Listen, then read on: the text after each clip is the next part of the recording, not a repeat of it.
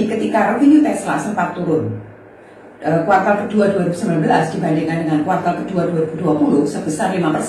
Sementara pada saat yang sama Apple naik 10,9%. Kita lihat prestasi saham Tesla tetap bagus. Jadi investor tidak mudah begitu saja berpaling dari penilaiannya atau apresiasinya terhadap Tesla. Mengapa? It's a totally fresh approach to car manufacture. The walls and floors are painted white. The machinery are striking red. Skylights and windows flood the factory with sunlight. Salam jumpa Ibu dan Bapak. Kali ini saya masih tetap membahas seri stock split Tesla versus Apple. Mengapa case ini begitu menarik? Karena case ini melibatkan banyak aspek, seperti perilaku investor, analisis fundamental, dan pilihan-pilihan strategi corporate action.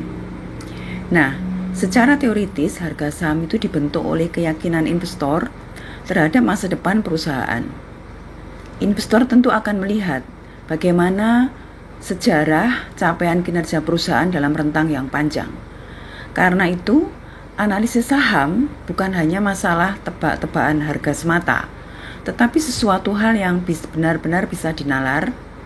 Nah, itulah sebabnya mengapa hampir pasti bahwa investor besar itu selalu memenangkan transaksi saham. Sebaliknya, banyak pemain baru yang bermodal nekat akan terjerumus dalam kebingungan yang mendalam, rasa panik dan was-was, dan akhirnya tidak lagi rasional lalu mengambil keputusan yang salah.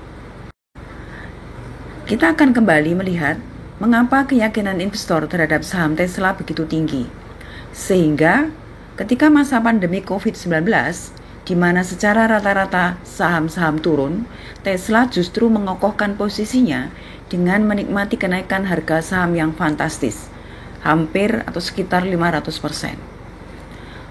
Kalau kita lihat juga pada laporan keuangan yang disampaikan oleh Tesla sepanjang kurun waktu 2016 sampai 2019, Tesla mencatatkan pertumbuhan yang tinggi, yaitu 251,1%.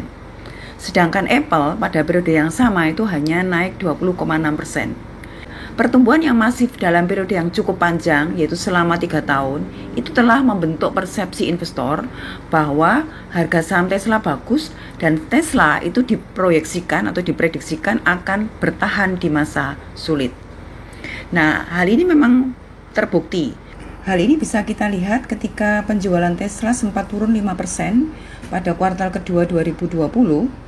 Sementara di sisi lain penjualan Apple justru meningkat sebesar 10,9%.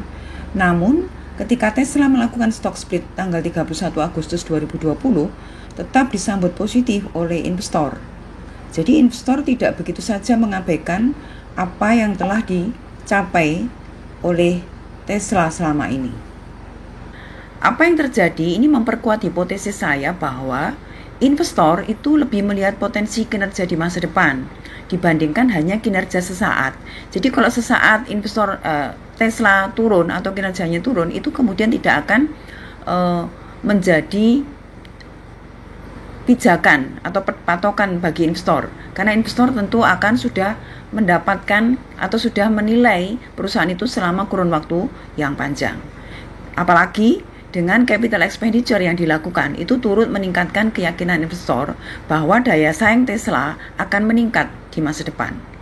Jadi, ada aspek-aspek logis yang membentuk keyakinan investor terhadap harga saham. Yang pertama adalah prestasi kinerja dalam jangka panjang yang telah dibuktikan, dan yang kedua prospek pertumbuhan yang dimiliki, yang direpresentasikan salah satunya melalui capital expenditure. Kalau kita lihat data akuntansi sepanjang pada periode kuartal 2 2019 sampai dengan kuartal kedua 2020 terkait dengan revenue yang dilaporkan perusahaan, kalau kita bandingkan dengan respon investor, nampaknya terjadi asimetri. Revenue perusahaan turun sementara respon investornya naik. Nah, kalau ini kita lihat dalam year to date, dalam year to year, sebenarnya hasilnya berbeda, tidak asimetri, tetapi simetri. Kalau kita lihat dalam rentang yang panjang, year to year, sepanjang 2016 sampai 2019, faktanya revenue yang dilaporkan Tesla dalam laporan keuangan memang meningkat. Dan itu simetri dengan apa yang direspon oleh investor. Sahamnya naik. Jadi kalau kita lihat dalam sudut pandang jangka pendek, nampaknya terjadi asimetri. Karena ketika revenue turun, investor tetap merespon naik atau positif.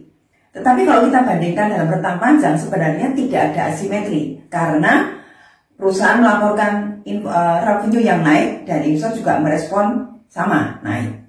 Karena itu hal ini menjadi pelajaran berharga bagi para investor. Ketika saham yang kita beli itu dalam rentang pendek turun, jangan cemas, jangan langsung bukuk, jangan langsung melepas saham tersebut.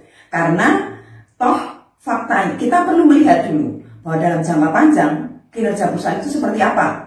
Jadi keputusan-keputusan kita tidak boleh didasarkan hanya pada informasi sesaat.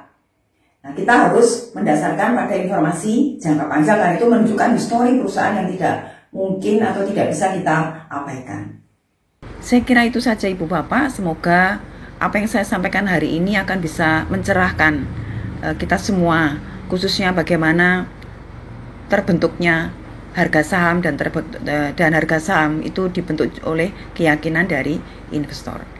Terima kasih, jangan lupa subscribe, like, dan share.